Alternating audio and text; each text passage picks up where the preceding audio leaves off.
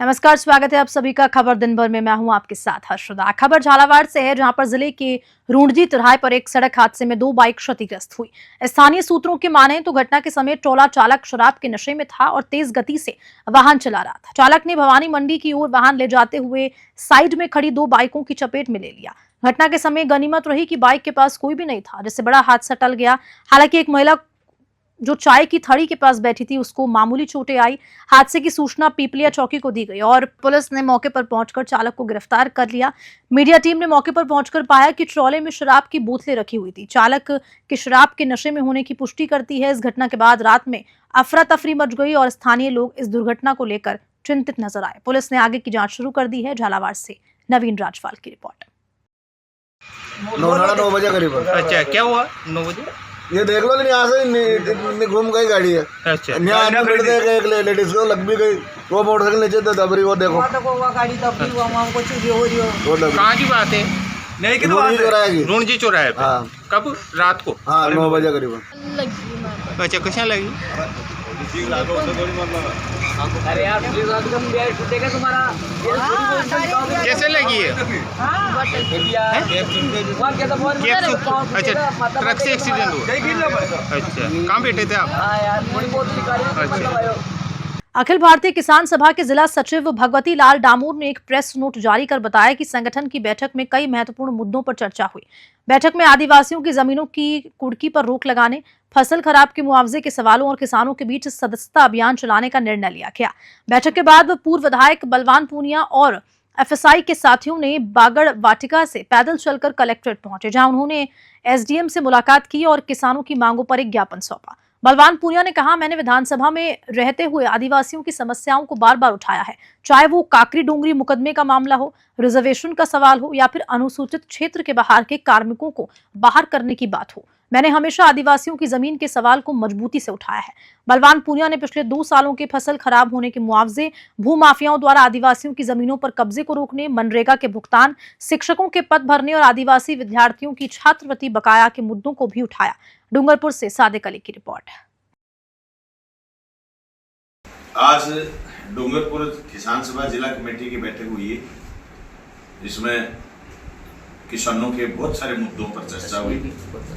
किसान सभा की सदस्यता अभियान को आगे बढ़ाते हुए 24 तारीख से लेकर के 30 तारीख तक पूरे प्रदेश में किसान सभा के सदस्यता का अभियान है। हर किसान से आग्रह है कि वो किसान सभा के सदस्य बने। जो जाति और धर्म से ऊपर उठ करके किसान की एकजुटता पसंद करते हैं, वो लोग किसान सभा के सदस्य बने। इसके अलावा हमने जिला कलेक्ट्रेट डूंगरपुर में किसानों के गत 2 वर्षों में जो अनावृष्टि से फसलें खराब हुई, उनके मुआवजे की बात को लेकर के, और अब डूंगरपुर जिले में जो भारी बरसात से फसलें बर्बाद हुई हैं, उनकी गिरदावरी और मुआवजे की मांग को लेकर के ज्ञापन दिया है। साथ ही साथ एक तरफ तो राजस्थान की सरकार एक पेड़ एक मां के नाम से लगाने का प्रचार कर रही है, दूसरी तरफ यहाँ की जोत छोटी है किसानों की। इस छोटे जोत के किसान को फलदार पेड़ लगाने के लिए, जैसे आम का पेड़ है, चीकू का पेड़ है, आपका खजूर है, नारियल है, आपका बिदाम का पेड़ है, ये सारे पेड़ जो बड़ी राशि में मिलते हैं, किसान को खरीद नहीं पाता आदिवासी किसान। इसलिए हमने आज कलेक्टर के मार्फत मुख्यमंत्री जी से को ज्ञापन दिया है कि सारे पेड़, इनके पौधे राजस्थान की सरकार निःशुल्क किसान को उपलब्ध कराए, ताकि किसान, ये ऐसा क्लाइमेट है डूंगरपुर का, बांसवाड़ा का, या फलदार पौधों की खेती हो सकती है, ताकि किसान किसी के पास 1 बीघा 2 बीघा 4 बीघा है, वहां पेड़ लगाए, वहां आम की फसल आए, चीकू की फसल आए, दूसरे फलदार पौधों की फसल आए। अगर वो पूरे खेत में नहीं लगाए तो अपनी मेड़ पर लगाए। इन सब मांगों को लेकर के, नरेगा के सवाल को लेकर के और सारे मुद्दों पर हमने आज ज्ञापन दिया है। मैं समझता हूं अगर राजस्थान की सरकार डूंगरपुर जिला कमेटी के इस मांग पत्र को गंभीरता से नहीं लेती है, यहाँ का प्रशासन गंभीरता से नहीं लेता है, तो यहाँ की जिला कमेटी राजस्थान के आंदोलन के साथ जोड़ते हुए यहाँ के हर किसान के मुद्दे को लेकर के मजबूती से आंदोलन लड़ेगी। ये रणनीति आज की बैठक में हमने देखी।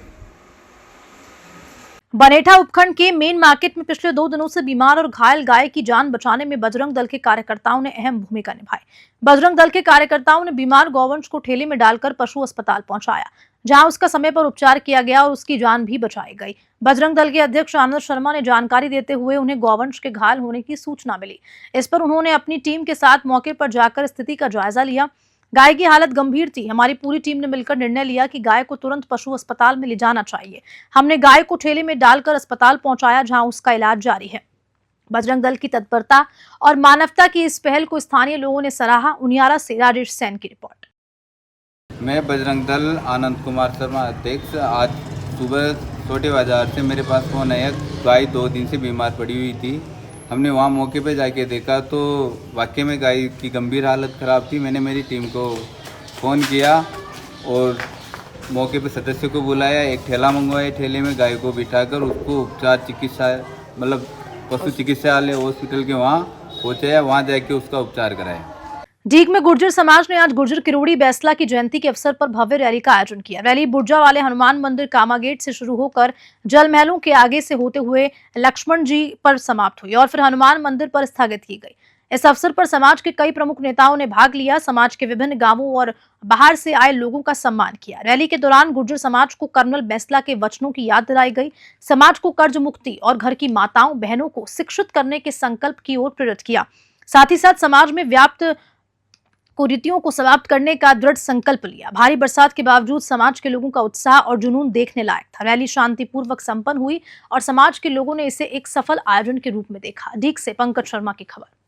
शहर के नई पंचायत समिति के राजीव गांधी सेवा केंद्र के सभागार में उपखंड स्तरीय जनसुनवाई का आयोजन हुआ।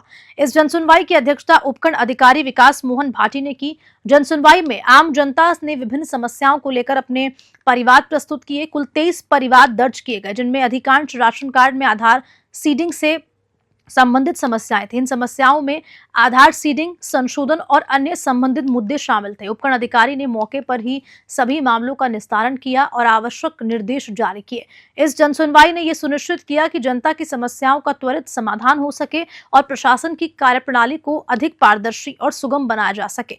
इस प्रकार की जनसुनवाई से नागरिकों को सीधे अधिकारियों से संपर्क करने का मौका मिलता है और उनके मुद्दों का समाधान समय पर किया जाता है। ढीडवाना से मोहम्मद साकिर की रिपोर्ट। अलवर में पहली बार 500 से ज्यादा फिजियोथेरेपिस्ट देश भर से एक मंच पर इकट्ठा होंगे। इस आयोजन का नाम नेशनल फिजियोकॉन 2024 है, जो कि अलवर एसोसिएशन ऑफ फिजियोथेरेपिस्ट और लॉर्ड्स यूनिवर्सिटी के संयुक्त तत्वावधान में आयोजित किया जाएगा।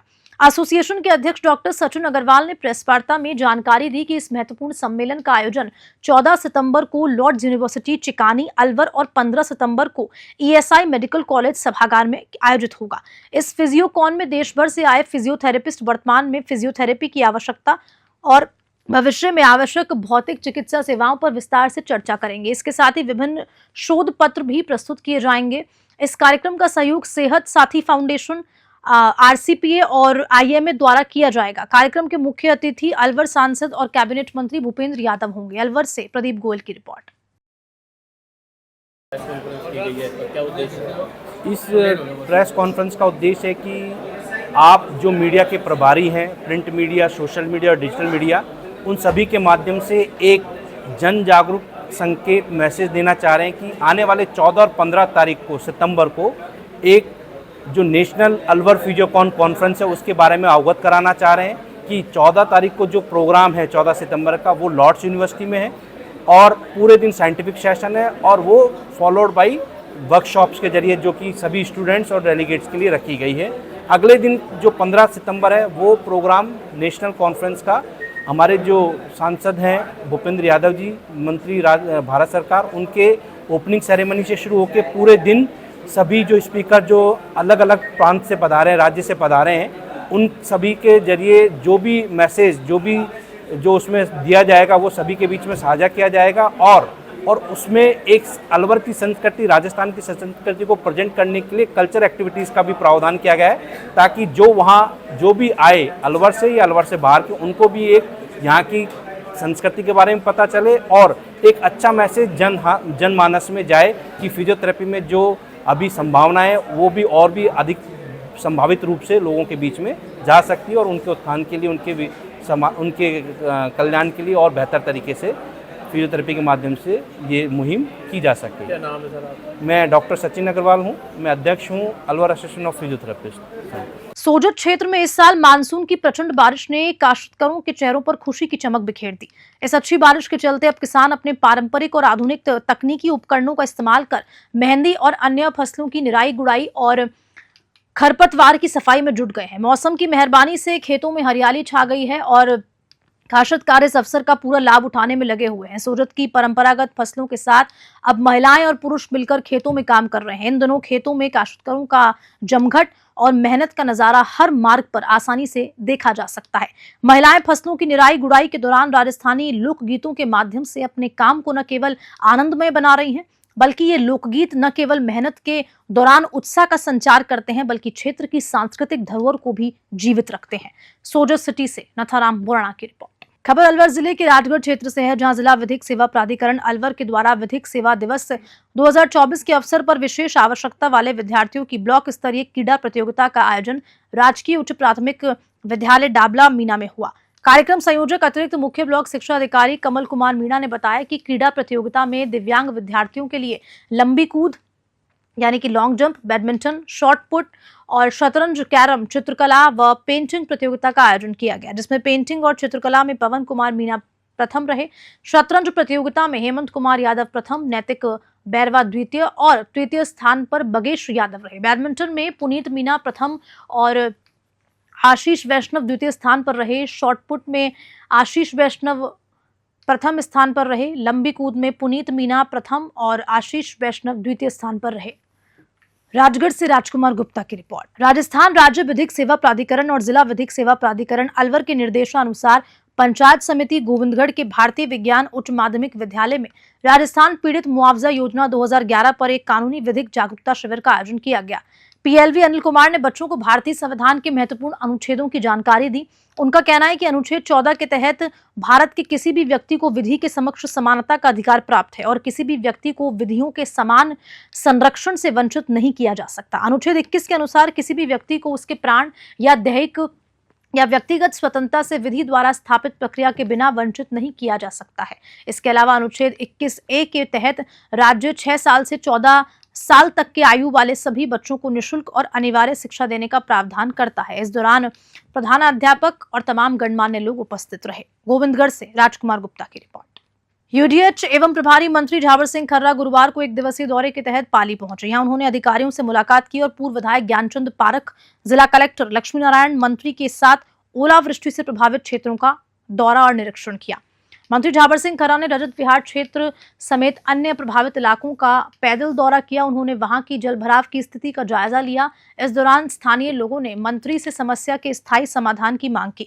मंत्री ने आश्वस्त किया कि जल निकासी की समस्या के समाधान के लिए स्थायी नाले का निर्माण किया जाएगा ताकि भविष्य में पानी का जमावड़ा ना हो। लोगों का कहना है कि मंत्री के आगमन के मद्देनजर रात को ही मंड पंप लगाए जाएंगे और इस दौरान एक महिला ने प्रशासन के खिलाफ अपनी नाराजगी जाहिर की। मौके पर उपस्थित अधिकारियों को मंत्री ने आवश्यक दिशा निर्देश दिए। पाली से हस्तपाल सिंह की रिपोर्ट। न्यायालय तहसीलदार श्रीमाधोपुर के आदेशों की पालना में तहसीलदार जगदीश प्रसाद के नेतृत्व में राजस्व टीम ने ग्राम पंचायत थोई के राजस्व ग्राम बड़ी ढाणी में स्थित गैर मुमकिन रास्ते को अतिक्रमण मुक्त किया। इस रास्ते को जेसीबी मशीन के माध्यम से साफ किया गया और सुचारू किया गया। ये कदम न्यायालय सहायक कलेक्टर श्रीमाधोपुर द्वारा 8 महीने पूर्व के निर्णय की पालना में उठाया गया।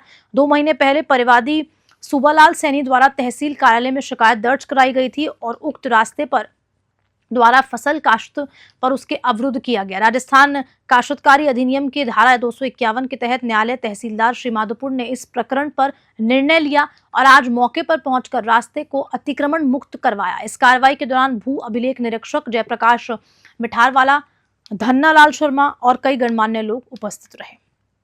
श्रीमाधोपुर से रविकांत की रिपोर्ट। और इसी खबर के साथ बुलेटिन में इतना ही। नमस्कार।